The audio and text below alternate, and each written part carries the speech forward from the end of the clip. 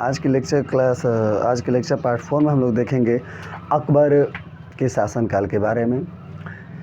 हुमायूं के बाद जो राजगद्दी पर बैठा वह थे महान अकबर। इन्हें महान इनकी उदार नीतियों की वजह से जाना जाता है। और हम बात करें तो इनका जन्म 1542 ईस्वी में हुआ था। कब हुआ था? 1542 ईस्वी में हुआ था। किसका जन्म? अकबर का जन्म।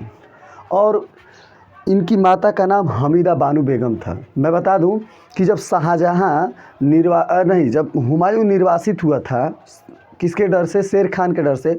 तो 15 वर्ष घुमकड़ी किया और घुमकड़ी में वही अच्छा काम किया कि वह हमीदा बानो बेगम को ढूंढ लिया और उनसे एक पुत्र का जन्म हुआ जो अकबर था।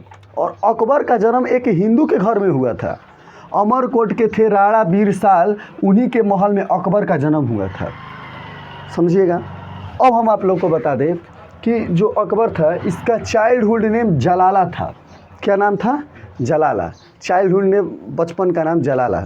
जैसे हम बात करें बचपन का नाम हम ही लोग का जो है कि कुछ और होता है। अगर हम बात करें तो जैसे छम्मा, फिर अगर हम बात करें इसके अलावा और भी चाइल्डहुड नेम होते हैं जैसे सत्तू, जैसे फिर हमारा चाइल्डहुड नेम होता है आदि, ऐसे काजू राजू, ये सब चाइल्डहुड नेम होते हैं। तो वैसे ही किसी किसी का चाइल्डहुड नेम मैदा भी होता है। तो अगर हम बात करें आप लोगों को तो चाइल्डहुड नेम इनका क्या नाम था? जलाला था। क्या नाम था? चाइल्डहुड नेम जलाला था। और इनका राज्याभिषेक 14 फरवरी को होता है। अरे वाह, ये तो सुन करके पूरा एकदम आँखों तले एकदम गुलाबी गुलाबी नज़र आने लगा होगा। जिस दिन लोग वैलेंटाइन डे मनाते हैं उसी दिन इनका 1556 ईस्वी में क्या हुआ था? राज्याभिषेक हुआ था। क्या हुआ था? राज्याभिषेक हुआ था। राजा बने थे। पंजाब के कालनौर में इनका राज्याभिषेक हुआ था। कहाँ पर इनका राज्याभिषेक हुआ था? पंजाब के कालनौर में इनका राज्याभिषेक हुआ था। क्लियर। इनके जो गुरु थे अब्दुल लतीफ़ थे। देखो इनके गुरु तो थे लेकिन ये वैसे पढ़ने लिखने में कोई योग्यता इनकी मन ही नहीं लगता था पढ़ने लिखने में। लेकिन एक तो बात है कि शासक बनने के लिए केवल पढ़ाई की, किताब की ज़रूरत नहीं होती, किताब वाली पढ़ाई की। इन्होंने ज़िंदगी की किताब को पढ़ा था और ज़िंदगी के आईने से जो कुछ सीखा था अपने अनुभव से एक महान शासक बने थे। और अगर बात करें हम लोग तो जब ये गद्दी पर बैठे तो यही जलाला क्या बन गए? जलालुद्दीन मोहम्मद अकबर बादशाही गाजी की उपाधि से बैठे गद्दी पर। और जब यह गद्दी पर बैठे ना तो बहुत कम उम्र थी। अब सोचो 1542 में जन्म हुआ और 1556 में इनके राज्याभिषेक हुआ। मात्र 14 वर्ष का बच्चा, उम्र का है अभी कच्चा। समझे? तो अब उस समय राज्याभिषेक को संभालेगा कैसे? समझे? पिता तो है नहीं कि सपोर्ट करेंगे पीछे से। तो उनके बैक सपोर्ट के लिए कौन था? बैरम खान। एज अ संरक्षक की तरह उनका काम करते थे बैरम खान। तो 1556 से लेकर के 60 ईस्वी तक अकबर का संरक्षक कौन रहा है? बैरम खान। बहुत इंपॉर्टेंट है बैरम खान।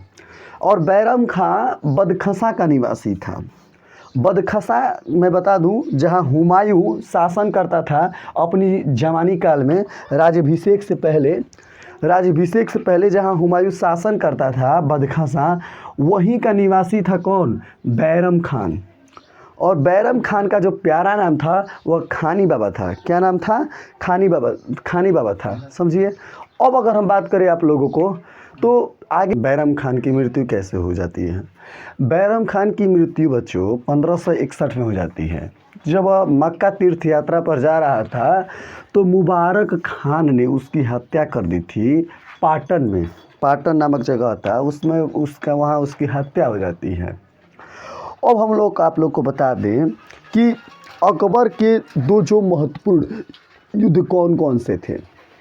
और वैसे अकबर ने बहुत सारा युद्ध लड़ा और इतना विजयी शासक था, मतलब इतना अच्छा शासक था कि कितने लोग तो उसके सामने आत्मसमर्पण कर देते थे।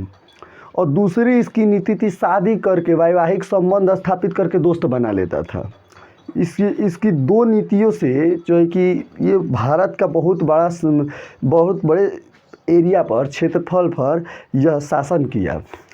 और इसकी जो युद्ध नीति है हम बात करेंगे पानीपत की सेकेंड लड़ाई की। अगर हम बात करेंगे आप लोगों से तो पानीपत की सेकेंड लड़ाई में हम लोग देखेंगे, वह युद्ध 1556 में हुआ। पानीपत की जब सेकेंड लड़ाई हुई 1556 ईस्वी में, तो क्या हुआ, वह अकबर और हेमू के बीच हुआ, और उसमें जो है कि अकबर विजयी हुआ और हेमू क्या हो गया, हार गया। हेमू क्या हुआ, हार गया। और जो मेन युद्ध होती है, जो बहुत महत्वपूर्ण अक्सर पूछी जाती है, वो है हल्दी घाटी का युद्ध। हल्दी घाटी का युद्ध 1576 में जो है कि राणा प्रताप और अकबर से हुआ। राणा प्रताप जो कि बहुत वीर बहादुर शासक थे और मेवाड़ के शासक थे। कहाँ के शासक थे, मेवाड़ के शासक थे। बिल्कुल 7 फुट इनकी हाइट थी, बहुत ही महान योद्धा थे राणा प्रताप। और जब राणा प्रताप से लड़ाई हो रही थी, तो उसका नेतृत्व जो है कि मान सिंह कर रहे थे। मान सिंह कौन थे, मान सिंह जो है कि अकबर की पत्नी जोधाबाई के भाई थे। कौन, मान सिंह। और मान सिंह जो है कि इस युद्ध में क्या हुआ कि न राणा प्रताप हारे और ना ही अकबर जीता। राणा प्रताप कभी हारे नहीं और अकबर कभी जीता नहीं। आप लोग ध्यान दीजिएगा बातों का। राणा प्रताप एक ऐसे महान शासक थे जो अकबर के सामने कभी भी अपने मस्तक को झुकने नहीं दिया। जब तक जिंदा रहे तब तक अकबर से लड़ते रहे, और एक छोटे राज्य के ही शासक थे। और अकबर का उस समय लगभग पूरे भारत पर कब्जा था, लेकिन जब तक राणा प्रताप जिंदा थे तब तक अकबर की हिम्मत नहीं थी कि वह मेवाड़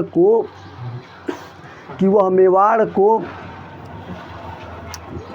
कब्जा कर सके। अब हम आप लोगों को बता दें, राणा प्रताप की वीरता से, ध्यान देना आप लोग, राणा प्रताप की वीरता से अकबर इतना प्रभावित हुए थे कि उन्होंने स्वयं पत्र लिख करके भेजा था राणा प्रताप को कि आप जैसे वीर बहादुर को सलाम है। और हम आप लोग को बता दें कि हल्दी घाटी युद्ध के समय उसकी जो राजधानी थी मेवाड़ की, वह कुंभलगढ़ थी। क्या थी, कुंभलगढ़ थी। अब क्या होता है कि राणा प्रताप की ओर से सहायता कौन देने वाला था, तो राणा प्रताप की सहायता देने वाले थे एक अफगान जिसका नाम था हकीम खानसूर। क्या नाम था, हकीम खानसूर।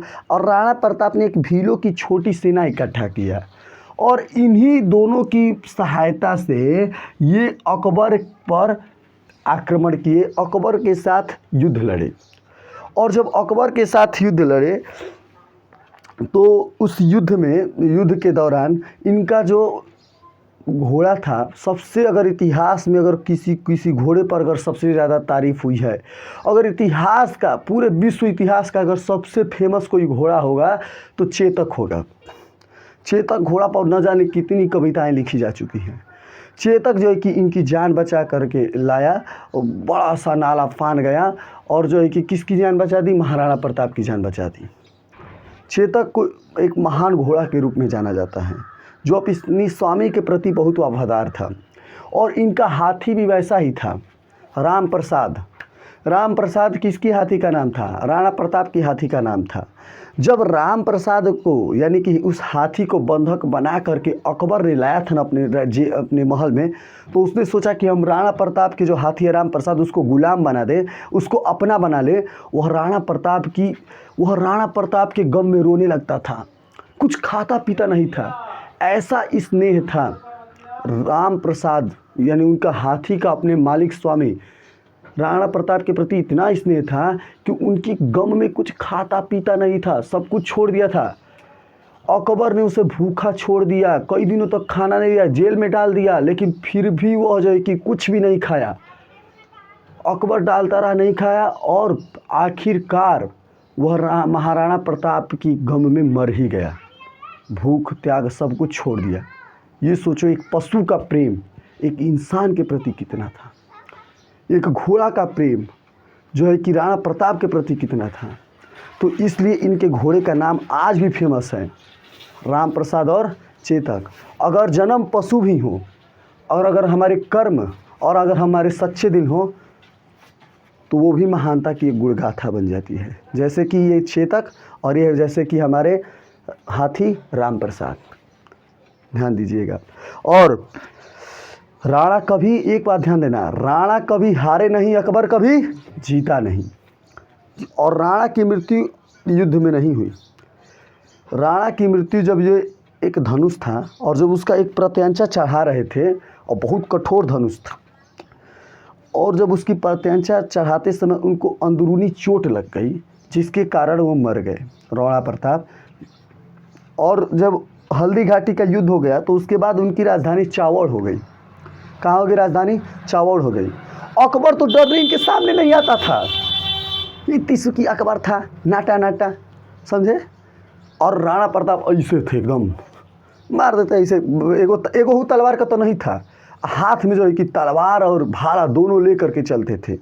उनके भाले का इतना वजन था और तलवार इतना भारी था कि एक अगर तलवार की प्रहार से वह पूरे के पूरे 2 धड़ में बांट सकते थे हाथी और घोड़े जैसे बड़े बड़े जानवर को, इतना वो बलवान थे। अब हम बात, इसलिए राणा प्रताप को हमेशा वीर गाथा में इस्तेमाल किया जाता है।